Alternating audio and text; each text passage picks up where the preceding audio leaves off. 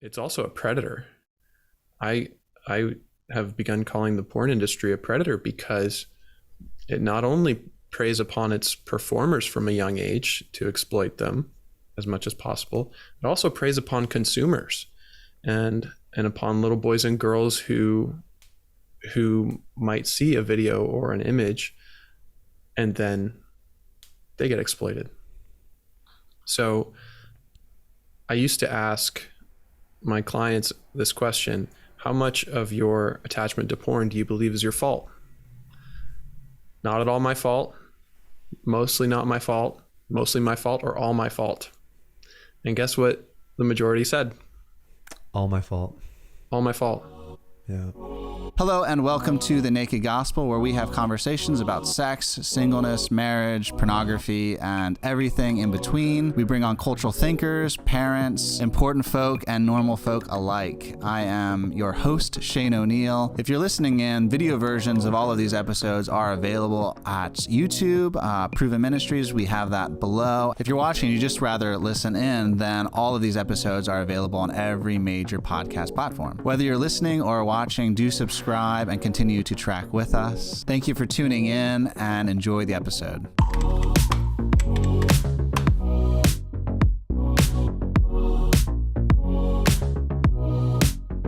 Hello, everyone. Welcome back to The Naked Gospel. I'm your host, Shane O'Neill. We've been taking a month off.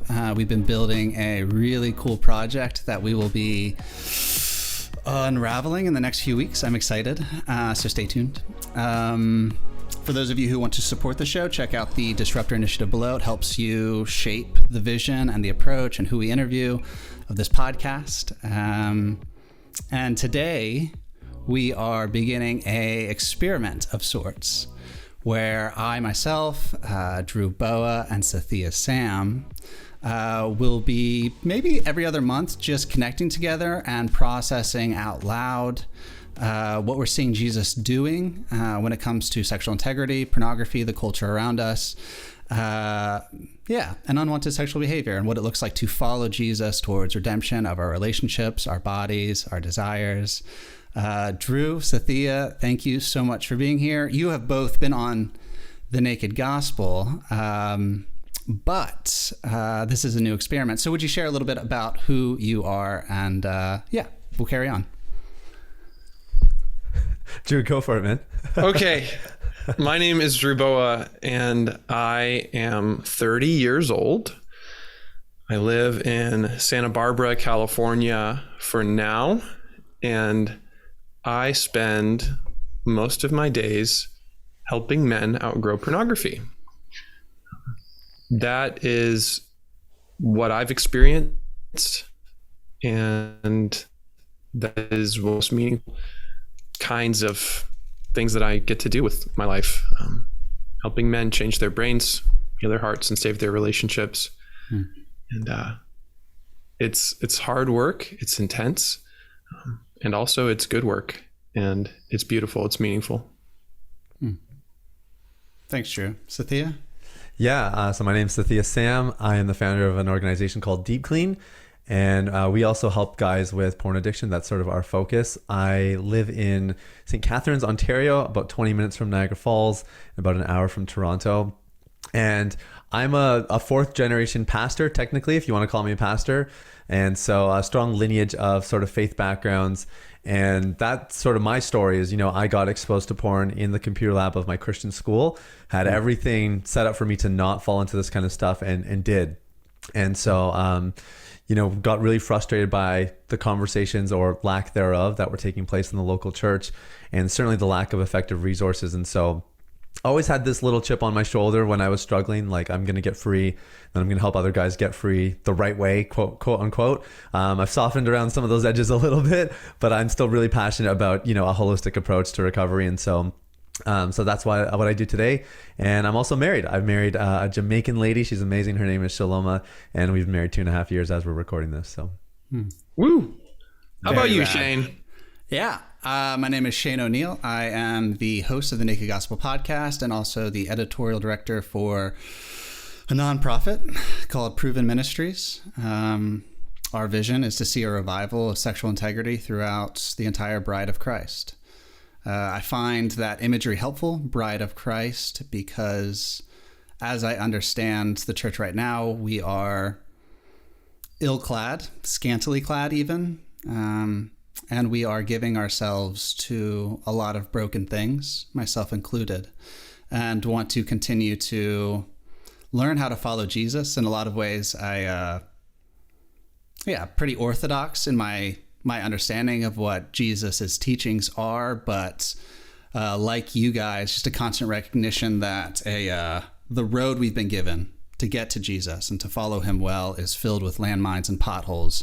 And so reimagining what it looks like to follow Jesus well is a big part of why I do what I do. So love being here with you guys. I do want to just jump right into the deep end if you guys are cool with it, and just ask why do you guys do what you do? You're both pretty competent men, and I'm sure you see other needs around you, but you've really dedicated yourselves to just kind of the field of sexual integrity and this particular issue. So Sathiya, I mean, I guess you could start if you want to, because you said that like you had kind of like purposed it in your heart, even in those dark moments when you were trapped, that if you ever got free, you would spend your life helping other people get free. Can you unpack a little bit of that? Yeah, I mean, I think it's one of the cool things about just being created in God's image, and we all have unique skills, unique experiences. And I think for me, certainly, I think when I start to experience some progress and some breakthrough in this area, my immediate response was like, how do I help other people get the same thing? I wouldn't say it was like an obligatory responsibility, but it was more just like a conviction and a compassion. And so I think, and the other thing I guess I should mention, and I imagine you guys would relate, but like, there just weren't places to have these conversations, you know? And when I did start having conversations, it was like, oh my gosh, like everyone else is struggling. We all have the same issues or the same questions and the same frustration with the lack of resources and answers. So for me, I was probably about 23 years old, 24 years old. And I had two main prayers in my heart. One was, God, I pray you help me get free so that I can help other guys get free. And the other was, whoever my future wife is, keep her away from me for a little bit until I get this thing sorted out. I had a mentor who taught me marriage is a magnifier. He taught it to me very strongly. It was in a moment where I was like, man, I can't wait till I'm married so I can start having sex and not worry about porn. And he was like, no, that's not how that works. So I had those two prayers kind of always in my heart. But then, you know, when I did start to experience more lasting freedom, like February 2016 was my last relapse. And I wasn't like, oh, perfect, like let's launch Deep Clean, like the business plan's ready to go.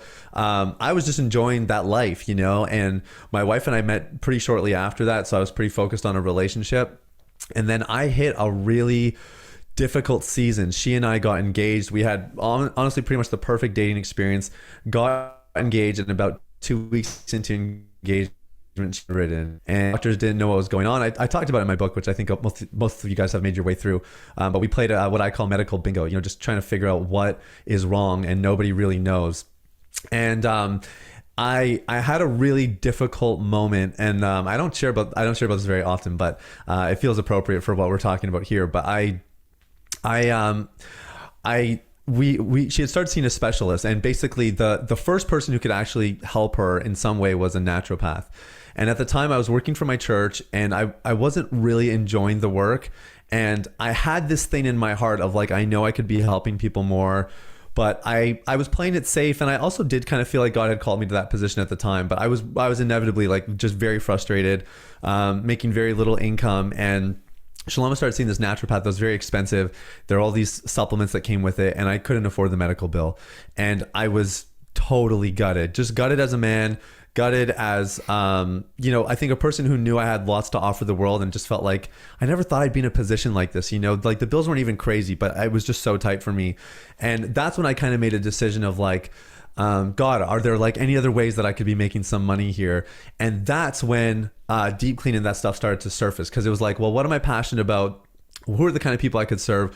What's an area that I'm like, you know, I have some breakthrough in? And that's actually how this stuff all really came about.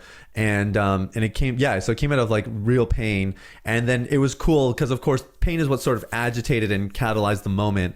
But then once I started stepping into it, it was like, oh yeah, and I forgot, like I had like a little framework in my phone and from like a couple of years back, and like I had a bunch of different things that were all there. It's just I needed that kind of season to bring it all together. So that's actually how I kind of got started in doing this a little bit more professionally. Thanks, Sathiya. That was cool. I didn't know much of that. Yeah. It's amazing. It's amazing that God answered your prayer to keep that woman away from you until you were husband material, so to speak. Yeah. Yes. Yeah, exactly it. And it's funny, my wife now, like, I mean, again, another story for another day. She's quite healthy, quite a bit healthier. Still some things we're working out, but she's doing much better. And she has her friends, because obviously, like in our social circles, everybody knows what I do, right? I'm sure you guys go through this as well. Yep. And but I wouldn't say the guys are always reaching out to me. I've had some of that in my friend circles, but the wives will definitely reach out to Shaloma. And so when she gets those calls and she has those conversations, she almost always will come find me after, and she just gives me a big hug and she's like, thank you, thank you so much, because like she just seen the devastation it can have on a marriage. And I'm super grateful for my mentor who kind of smacked me across the face, metaphorically speaking, and was like, dude, no, you need to get this thing sorted now before you get married. So yeah, very grateful for that part. It's kind of similar to my story in some ways. Yeah, because I had my own wake-up call in pre-engagement counseling. Ooh. I highly recommend pre-engagement counseling, because as soon as you get engaged to be married, you're planning an event with hundreds of people, and there's not much space for doubt or reconsideration at that point. If you go through premarital counseling and you realize, ooh, there are some big problems here, at that point, you've already started that ball rolling. So pre-engagement counseling, that is when I needed it. And I was with Rebecca, who was this woman who was 4.5 years older than me, and quite wonderful and mature. And I really, really liked her. And our pre-engagement counselors gave us 2 questions to answer. Number 1, what do you appreciate about the other person? And number 2, what do you see in yourself that needs work? What do you see in yourself that needs chiseling? Wow. That's the word they used.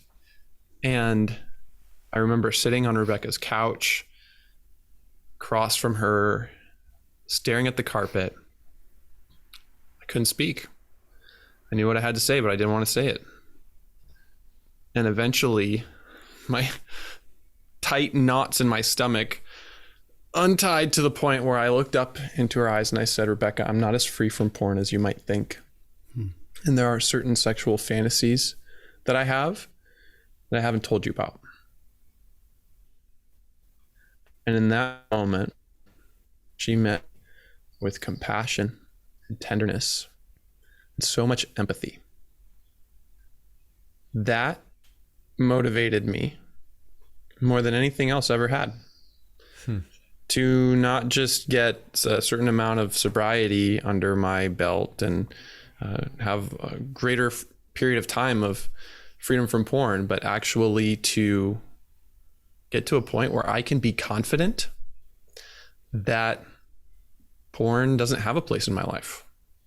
Or even if it's been a year since I've used it, it doesn't feel like an exhausting battle. One of my favorite quotes is from Anthony DeMello, who says, as long as you're fighting against something, it has power over you. So even if you have months or years of time without porn, as long as you're fighting a battle against it, it has power over you. And so that's what started my deeper journey to learn as much as I could and to outgrow porn altogether. Like a pacifier, I often use this image of a pacifier. When you're a kid, eventually, as you grow, you drop the pacifier because it doesn't have a place. It's irrelevant. And that is what happens when we become sexually, emotionally, spiritually mature men of God, when we're able to bless our sexuality instead of cursing it, even the parts we don't like, even the parts that have historically dominated us or disgusted us. And so I'm really happy to say that I'm at peace with my sexuality, not because I got married, but because the pacifier has lost its power. Yeah. That's amazing. It is amazing. Drew, I'd be interested to hear, you talked about the quote, fighting against something. And if you're fighting against something, then it still has power over you, because it's still a battlefront that you find yourself in. Yeah. And I was wondering, are you then making distinctions about battling against something versus battling towards something, instead of looking back and saying, no, like keep that back? You see a vision in front of you that's worth moving towards, or is it some other sort of articulation? In the porn recovery, sexual integrity world, sometimes the language of conquering or fighting pornography can end up feeling like fighting against my sexuality, rather than fighting for my sexuality. And the way that I like to describe it is, instead of battling all these parts of myself, I'm befriending these different parts of myself. Befriending the little boy within me who is carrying his childhood experiences into adulthood.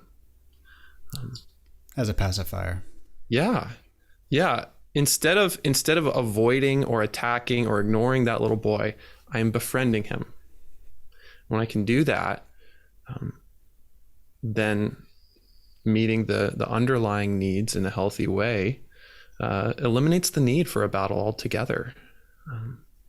And isn't that what the gospel gives us? It's not a gospel that results in fear. It's a gospel that results in love. And ultimately, fighting is a fear reaction. It's a trauma reaction. Fight, flight, and freeze. And the Bible tells us that we have not been given a spirit of fear, but of power, love, and self-discipline.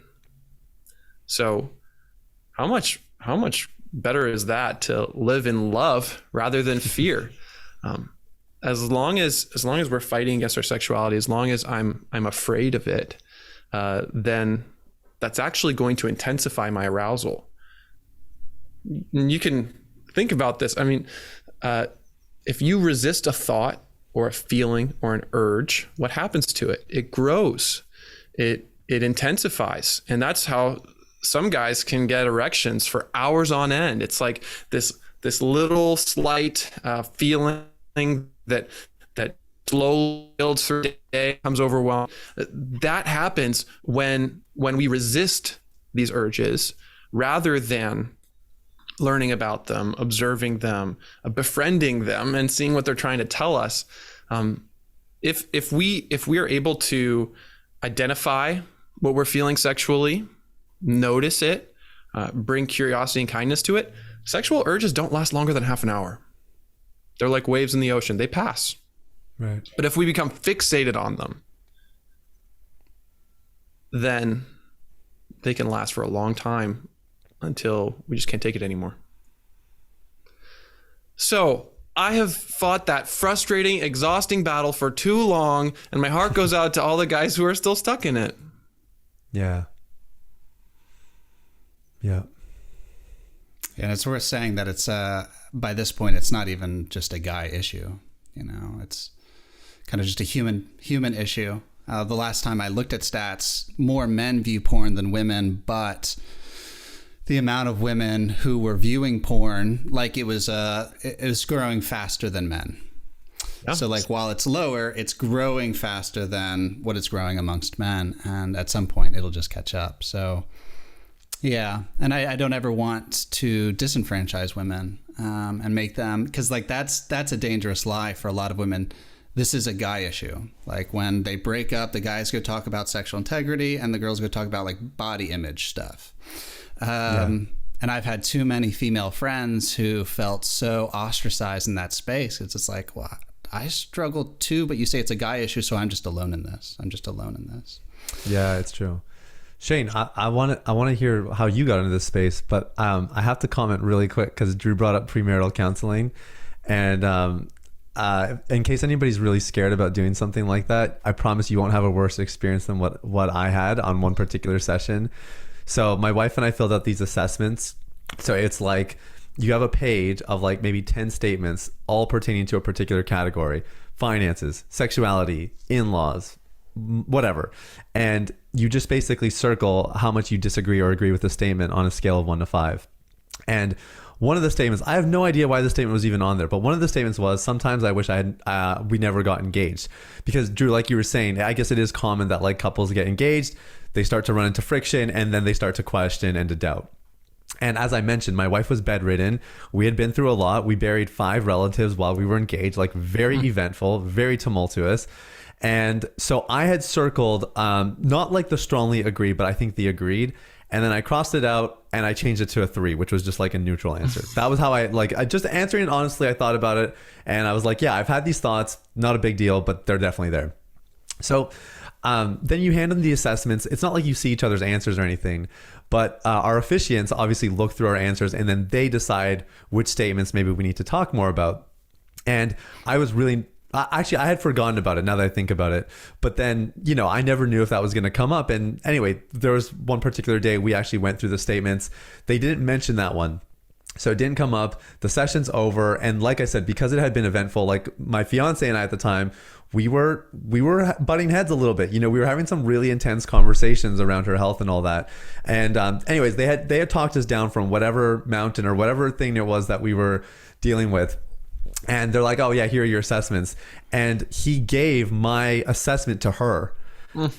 And so like, honestly, like laser vision, like she just saw it right there, like went straight to it. And she's like, wait, you circled what? You've had those? And it was like, oh no. And you could just see he was like, Gordon was his name. He won't mind me mentioning his name. Gordon was like, oh no, don't worry about that. He's like trying to grab the paper and like, anyways, we had this like next big conversation. And it's funny because it actually does tie into what you were saying, Drew. I think the concept works in your relationships and everything else. You have to be honest about the things you feel and the thoughts you experience. And of course, in a relationship context, there's a way to communicate those things. But I just thought the way you were mentioning it, I was like, man, I have to bring this up because I think it's important people hear about some of those honest conversations you have to have with yourself and with other people. It's all part of healing and recovery.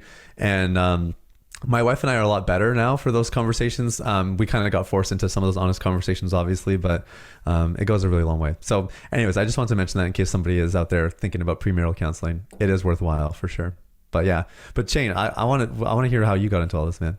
I do want to reiterate that I think Drew is really wise in saying that. That's a position that my wife and I have come to of pre-engagement counseling. As Drew noted, once you start premarital counseling after you've gotten engaged, the date is already set. Like typically you've booked a venue, you've put down a lot of money, and it doesn't give you a lot of space to, it really just robs your agency in a lot of ways. You're not allowed to journey through whatever you're journeying through properly. And even, Kaylee had some like authority abuse from men when she was younger and had some stories of like even man hating in her head. And for me, like, I'd been clean from porn for a while, but I had physiological issues, maybe like the first 6 months of our marriage with like erectile dysfunction and like just like head placement in the scene, like when we're trying to be intimate and have union together. It's like a lot of stuff that we weren't prepared for. It came up in premarital once we were engaged. But again, it didn't give us a lot of space to journey through that properly and really know each other. So I really love what you guys are talking about and would definitely encourage it for anybody who's listening to this and isn't married. Because there is that myth that porn is just a placeholder for marriage, and it's just not true. I met Jesus when I was 19, and he saved me from a lot of stuff. I was a drug addict. I was dying, and Jesus saved me. You were dying? I was addicted to heroin. I weighed 100 pounds. I was off color. Yeah, I was dying. Whoa. Yeah. And I met Jesus, and I basically sat in a chair in Tennessee with my family for Christmas. I went down there from Pennsylvania. I knew they knew God, and they could help introduce him to me. That was my thinking. So I basically sat in a chair and detox and withdrawal for a month and tried to figure out what the heck unconditional love was and grace was and mercy was. And couldn't sleep, couldn't eat. My parents and my sisters would stay up. They'd take turns every night just staying up, and they'd read scripture. They'd roll around on the ground and cry with me or whatever I needed. And then I get back in that chair. So he saved me from a lot of stuff, a lot. The one thing that didn't go away, that I wasn't able to get freedom from, was pornography. There were two things. One was porn. And to see it as a kind of an insidious infection in my life and in the life of the church, realizing that, there's a disconnect between Jesus' gospel, his friendship and lordship towards us, and knowing that expression of salvation when it comes to, our sexual identity. And so I've spent a lot of years exploring that with other men and curriculum, and I've been working with Proven for 5.5 years now. So it's been a heck of a journey, and it's been really good because there are a lot of other things that I like to explore. But Jesus keeps saying, no, like this is our focus right now. Like this is where I have you. And a lot of, so like the Proven curriculum is 12 weeks, and it's involved, because we spend years developing this. And then we get a lot of pastors who come to us, they say, hey, this is awesome. Can it be shorter? And it's like, well, no, it really can't be. And a lot of people do, they jump into the Proven curriculum because they know they're about to get married and they just want to like nip it in the bud. They just want to get rid of their problem, and so even a recalibration in my own heart, my own understanding of seeing sexual integrity as a lifelong journey of relationship, both with myself and with other people. A lot of the motivation. But I want to ask you guys, because we've even on our language, we've been bridging together in this conversation, like sexual struggles or sexual integrity or unwanted sexual behavior with the expression of pornography. And so I'd love to hear y'all's thoughts on whether or not you think porn is the causal factor for what we see today, or if you see porn as a symptom. I'm much more inclined to see it as a symptom, which also creates more symptoms. In other words, two little boys can stumble across a porn video. For one of them, doesn't think twice, goes on with his day. For another one, he's hooked. It's not an accident. Life experiences set us up to be sexually hooked or sexually attracted to different things, or to be more resilient, or to be more able to handle what we feel, what we see. But the reality is that porn is not just a pacifier, kind of a symptom of childhood experiences and pain that we use it to try to cope with. It's also a predator. I have begun calling the porn industry a predator because it not only preys upon its performers from a young age to exploit them as much as possible, it also preys upon consumers and upon little boys and girls who might see a video or an image and then they get exploited. So I used to ask my clients this question: how much of your attachment to porn do you believe is your fault? Not at all my fault, mostly not my fault, mostly my fault, or all my fault. And guess what the majority said? All my fault. All my fault. Yeah. All my fault. Even though this $100 billion industry has exploited them from before the age when they can make an informed decision. So I'm not saying that that we need to make excuses for ourselves, but certainly we can acknowledge the way that our systems have set us up to become attached to this pacifier, which is really a fake nipple with no milk. Right. And if I put a pacifier or something else in my living room and my kids see it, what are they going to do? They're going to go play with it. They're going to pick it up. They're going to touch it. They're going to engage with it. Even if it hurts them. And if it does hurt them, they're probably going to believe that it's their fault.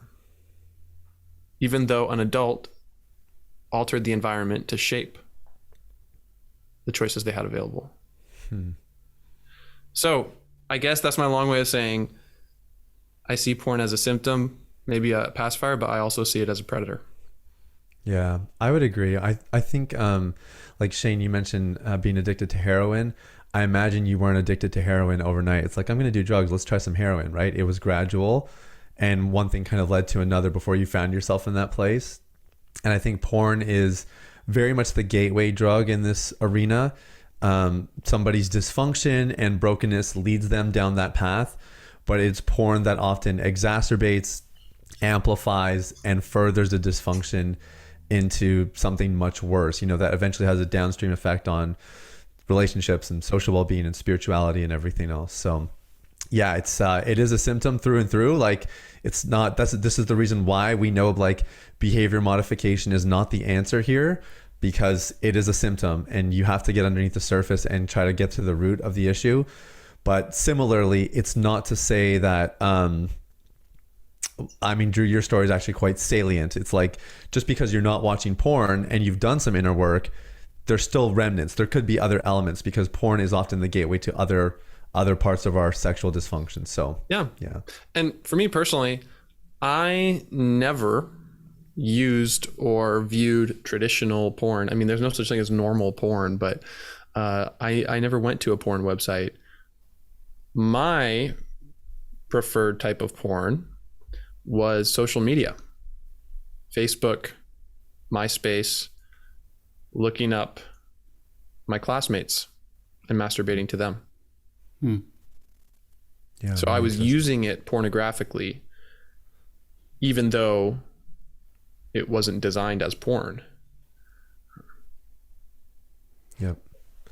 Yeah. The other thing I was going to say too is like, the one thing that's been really exposed about the porn industry, and certainly some of the larger porn websites, is the amount of aggression and violence and that kind of thing. And I think that's a great example of like subsidiary effects that come from engaging in porn. Like, porn is the symptom, but then it can lead to much behavior. Obviously, Drew, I'm sure you and I have clients who have been, paying for sex and doing all kinds of things to to further get that hit, because porn no longer provides it. But I think porn is very much the central hub for a lot of this. And unfortunately, yeah, it's because people are getting baited, at a very young age. The industry, they know what they're doing, and they're very, very clever in the way they're sort of teasing people into it, and then eventually it becoming something much worse down the road. So yeah, what do you think, Shane? Yeah, I'm with you guys on all of that.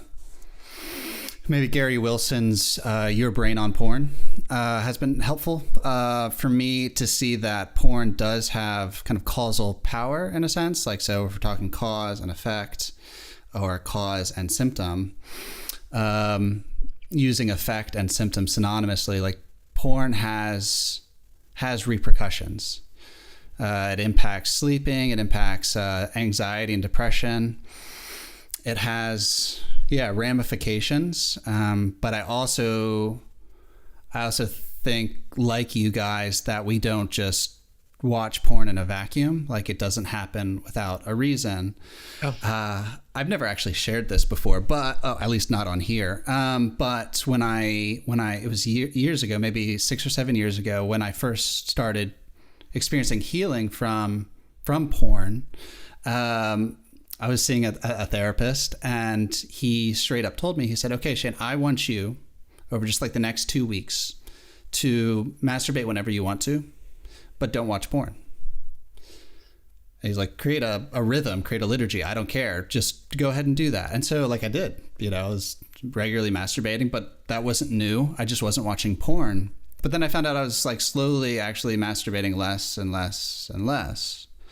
I was like, why? And then my therapist connected the dots and helped me to see that like I don't merely watch pornography because I'm aroused or horny, right? And then all of a sudden I wasn't struggling with like lust nearly as much because I wasn't actually using porn for lust. I was using it as a pacifier for my pain, for my loneliness. Like porn would tuck me in at night, and it would greet me in the morning, and it would accept me when I wasn't bathed. It doesn't care how presentable I was. And it's just this artificial pseudo gospel of acceptance and novelty, and wonder. And I didn't know that. I didn't know that in my bones. Now I do. And that practice really actually helped me and it started me. But I first needed to see that porn was a symptom to some things that I was scared of and I didn't know how to address. So that's been a part of my development. And so I'm with you guys on all of that. Yeah, that's really interesting. Pseudo gospel. That was a cool term. Yeah, I love that story, man. Yeah. To me, it reveals that porn functions as a savior in a way. It is counterfeit savior. Exactly. Yeah. Yeah, because I think what people like, there's some spaces where I'll speak about this and people are surprised that porn addiction is even a thing, let alone that it's as devastating as it is. And I think it's because people don't realize that when you start to develop this dependency, like porn just plays into parts of you that a drug addiction doesn't necessarily play into, right? Like, again, not to say that one's, I don't know, like I'm not trying to compare them. I'm just trying to say porn addiction really hits on some of the most fundamental parts of somebody to have intimacy and belonging and a sense of unconditional acceptance and everything else. Which is why that term really struck me of pseudo gospel, because you're like, yeah, that everything that we're looking for in the gospel, or at least a lot of it, you can find in a very artificial way in pornography. That's quite fascinating. It is. Yeah, it is. I guess kind of jumping off of that, I would love to hear, as you guys have been kind of exploring your own healing, but then also now helping other people find healing. I know our models are constantly being revised, but like what's maybe like a cornerstone like approach, or I don't know, a lesson, but like a cornerstone aspect of y'all's approach that you have found to be remarkably important, and just vital in the midst of like, okay, like things are changing. This probably won't change. Sure, I'll get better at communicating it, but this thing won't change. It's pivotal in a lot of ways. What is something like that in y'all's own models and approaches that have just been vital in finding healing in your own life, but also healing in other people's lives? For me, being able to interpret sexual fantasies has had such a remarkable power to strip porn of its seductive power. Like it blows me away. That might be a weird way to say it, but like it is really, really amazing to discover why certain types of porn appeal to certain types of people. And Patrick Carnes, the grandfather of sex addiction, was saying this way back in the 80s. More recently, Jay Stringer has been writing about it in the last few years. And their insights are ultimately pointing to the particularity of porn. There's no such thing as porn in general or vague types of interactions. Each sexual scenario is telling a story. It is a story of salvation in some way that appeals to us for specific reasons. And so being able to interpret my own sexual fantasies has been so de-shaming. It has allowed me to be honest about them and receive love, and to experience that whatever I hate about myself doesn't disqualify me from being held and being loved and being accepted and being nurtured. Amen. So when we can bravely, courageously face our fantasies, we can see the stories that they are telling and write a new story instead. Yeah, that's good, man. And for people who aren't familiar with Drew, he's fantastic, very practical. And I've learned a lot from you, man, just hearing the way you talk about that subject matter and walking people through that process. Very, very useful. So yeah, you got that thing nailed down. It's really, really good. Thanks, Thea. Yeah. How about for you, man? Yeah, I think for me, like we've consolidated our process down to 3 pillars of cultivating self-awareness, healing of the heart, and the third pillar, which for me I think is the evergreen, which is identity.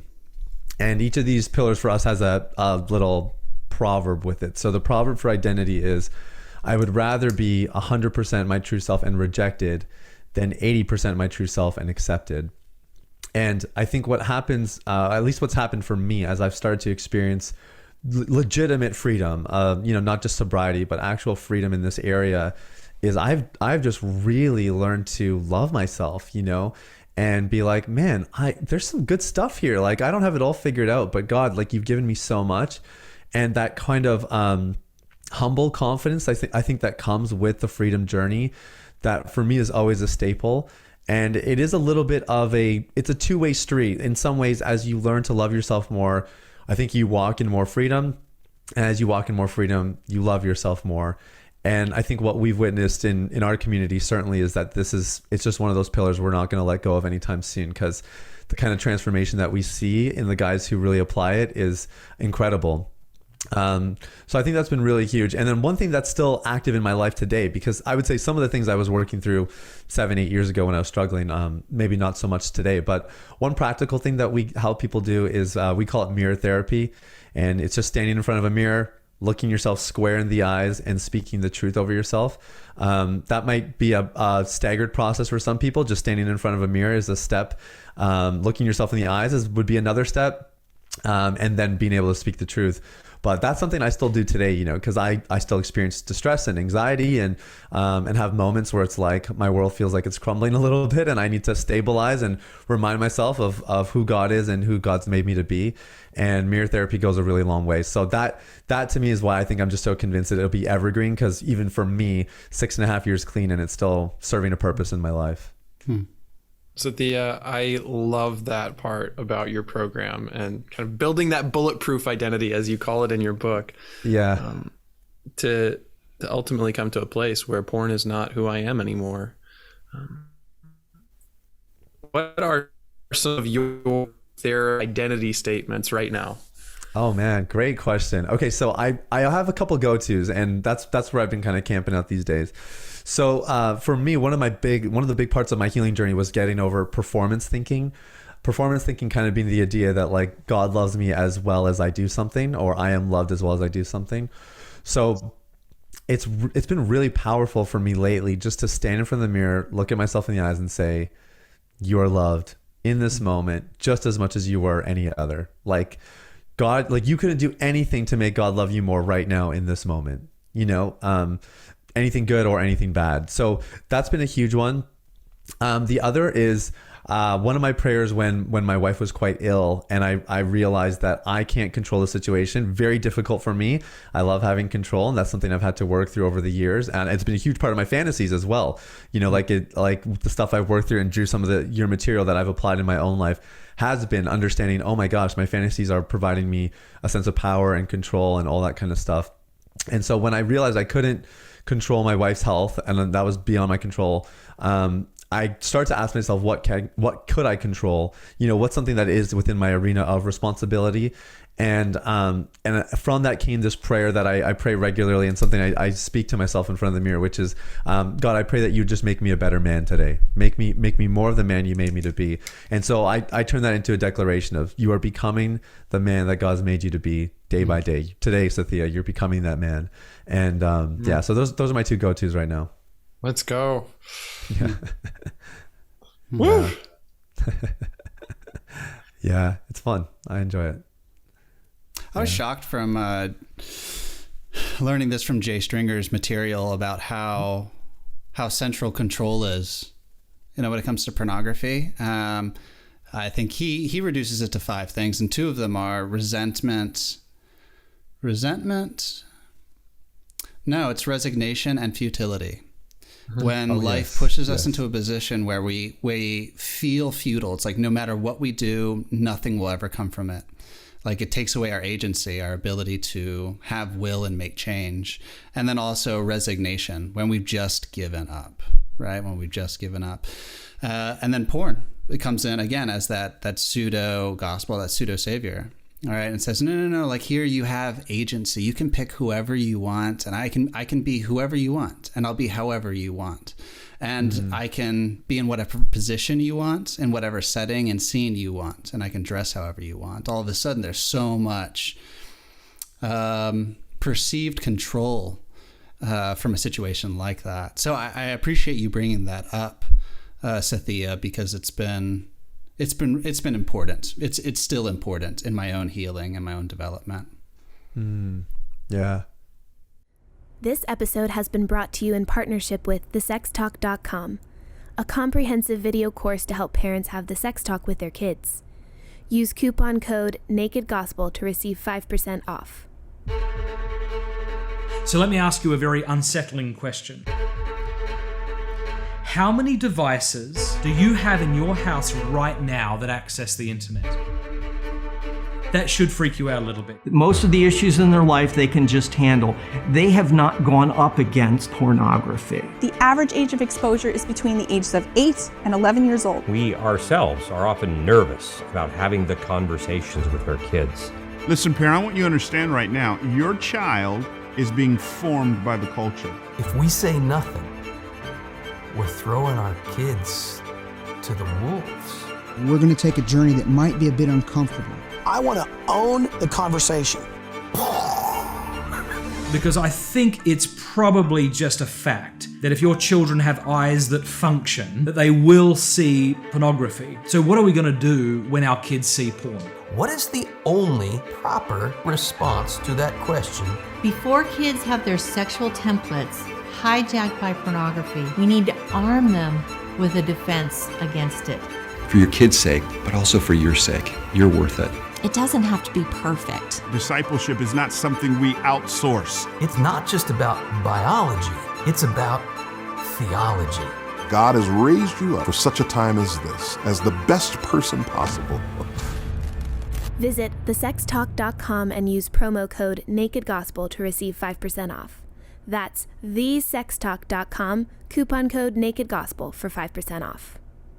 It really highlights to me the value of the recovery journey or process or whatever. Like recovery is not really a destination per se, but I think for me, like one of the things I desire for my guys, and certainly for the listeners of this podcast and everyone else that we get to influence, my desire is that they develop skills so that when they do encounter a relapse or a trigger tornado or whatever it might be, there's a certain degree of like, I've been here before, I hate this moment. It doesn't make the uncomfortable feelings more comfortable, but it does give this underlying sense of like, I will make it through. Like, Drew, I'm going to guess that the response time and the reparative conversations and all that probably happened more quickly than they would have 3 years ago, 5 years ago, 8 years ago, because you've built that skill set, right? The propensity for those kinds of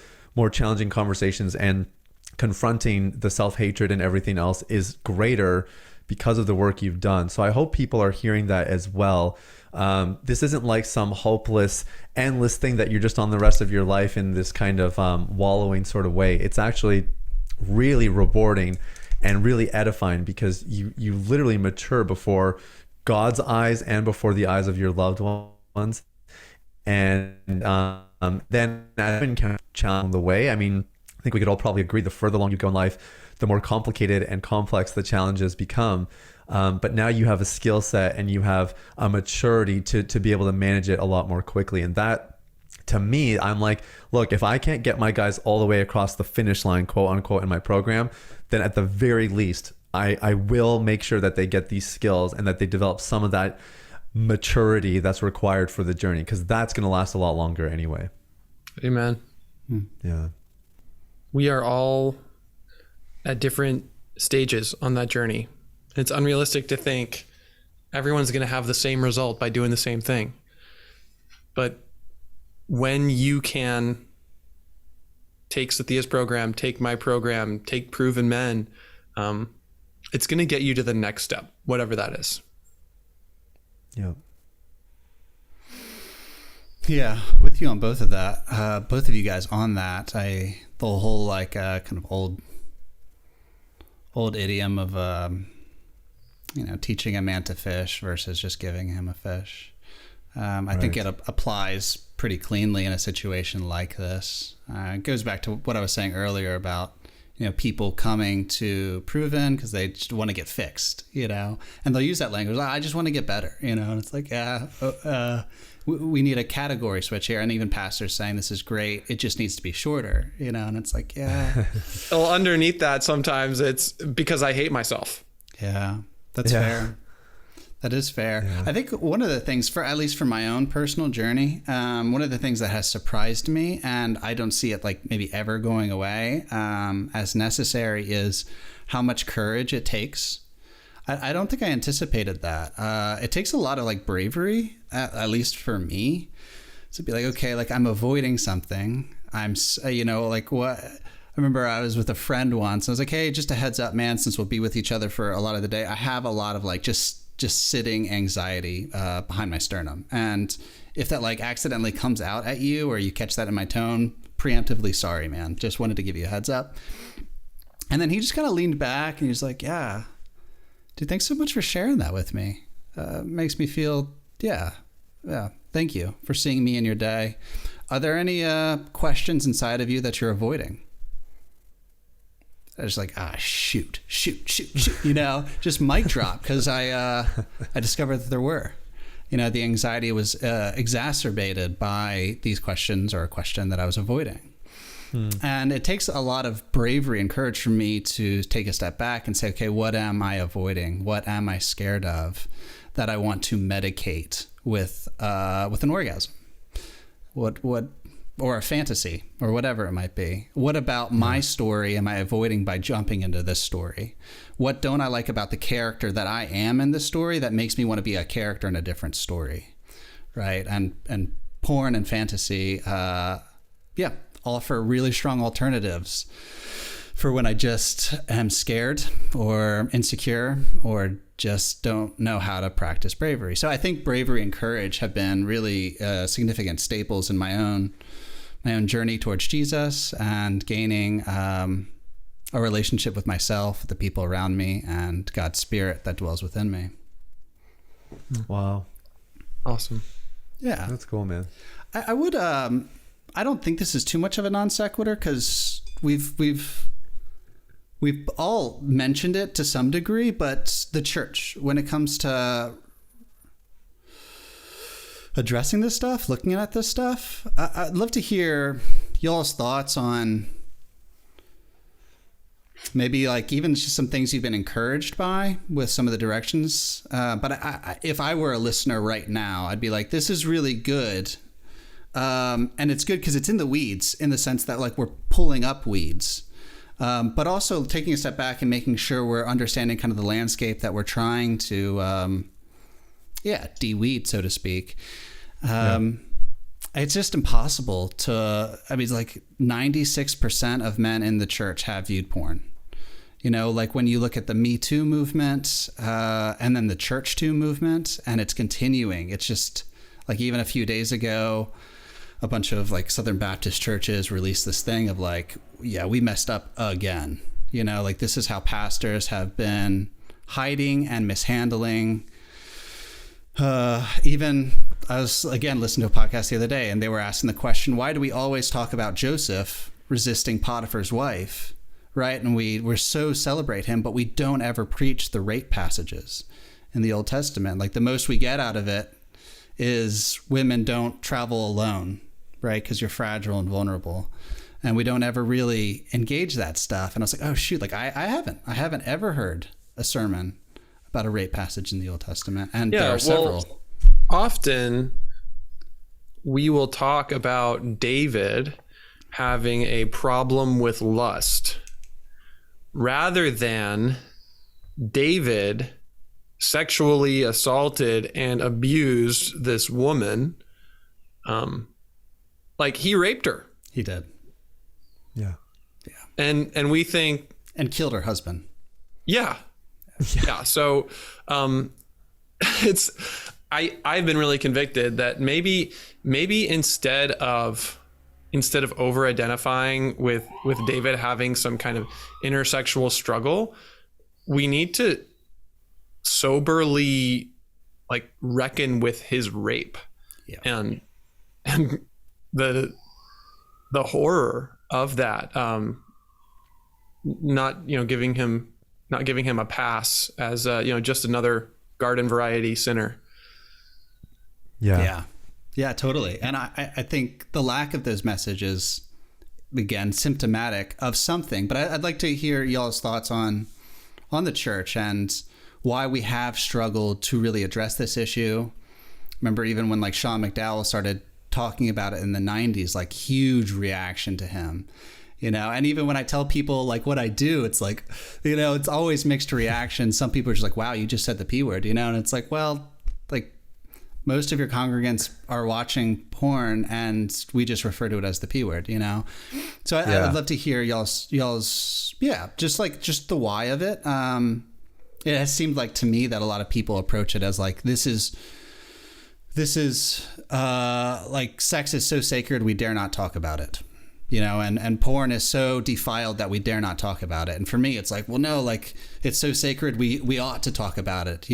This is so defiled that we need to address it. So like it ends up being like an open-ended logic, and it doesn't ever like kind of satisfy me in that way. So I'd love to hear y'all's thoughts. Sathiya, do you? Yeah. I love the local church. Like I cannot imagine my life without it. Like I said, I grew up a pastor's kid. So church was everything for us growing up.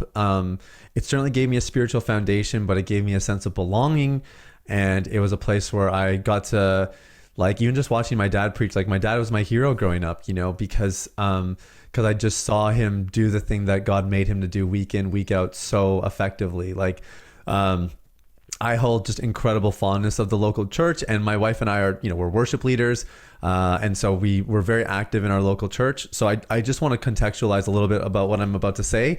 Cause I think, there's tons of room for improvement. I think that's probably an understatement, but the way I sort of liken it is, when you're a pastor, like I was in a pastoral role of some capacity for roughly 10 years, starting when I was 18 and for about 3 years full time in my mid to late 20s. And then it was part-time before that. And you can only take the people you're leading as far as you can go personally. And so I think, for a lot of the shepherds out there, there's this part of the pastor called sexual integrity that most of them cannot take their flock to because they don't have access. And so I feel really strongly that it is, yes, it's on the onus of congregants and everyone else, like collectively, capital C church. But I feel really strongly about pastors stepping up to the plate. And I say that as somebody who was a pastor, who saw my dad as a pastor, and just has extensive understanding and experience in local church ministry. It's pastors who I think are going to open the door for their congregants to get breakthroughs. And so that's where I'm particularly passionate, is just seeing pastors step up and be be the example, of walking in sexual integrity in a really healthy biblical way. Because I think when they start to do that, they're going to create a lot more avenues for their congregants to do the same. It's also a huge risk for them to do that. Yeah. To be vulnerable, open as a leader creates all kinds of questions, especially depending on the nature of the sexual brokenness that they personally are in the middle of. Yeah, I do agree. Sorry, I was just gonna add, and I think it's probably on the people who are resourcing as well, like ourselves. Like, it's great especially I would say what Proven Men is doing, because you obviously have a local church target. Because you're right, it's not just like, come on, pastors, get it together. Of course, they need the tools, they need the resources, and the opportunities to get the healing that they deserve. Yeah, I do find myself wishing that there was more honest confession on the part of leadership staff, not in like some sort of disqualifying way, but like if there's going to be a sermon on sexual integrity or whatever, just like leading with your own story, I think would help humanize. So much of the gospel that saves me day in and day out is that God knows what it feels like to be me. Like he came into our story so that he could invite us into his story, right? But I think that orientation matters. It starts with the incarnation and Jesus coming into our story so that he could invite us to be characters in his story, in his kingdom. So embodying, like properly incarnating the message would do a lot of good for me. I've seen peers really react to sermons or youth group stuff with sexual integrity, because it's like they're telling us what to do, but I don't know who this guy is. I don't know if he's faithful to his wife. I don't know if he's addicted to porn and just like preaching a message that he knows he's supposed to. So I think that like aspect of, I think Drew used the word vulnerability, leading with vulnerability in that area, I think would do a lot of good for a lot of us. And it will have a cost. Yeah. A steep cost, possibly. Might even cost somebody their job. Yeah. So I have a lot of empathy as well for those who are reluctant. They don't have their safe place. So how can they create one? Yeah. In some ways, that's what we're trying to do. We're trying to create those places. Yeah, I've asked a lot of pastors to join me on the Naked Gospel over the years, and only one ever has, just to come on and share their experience with porn.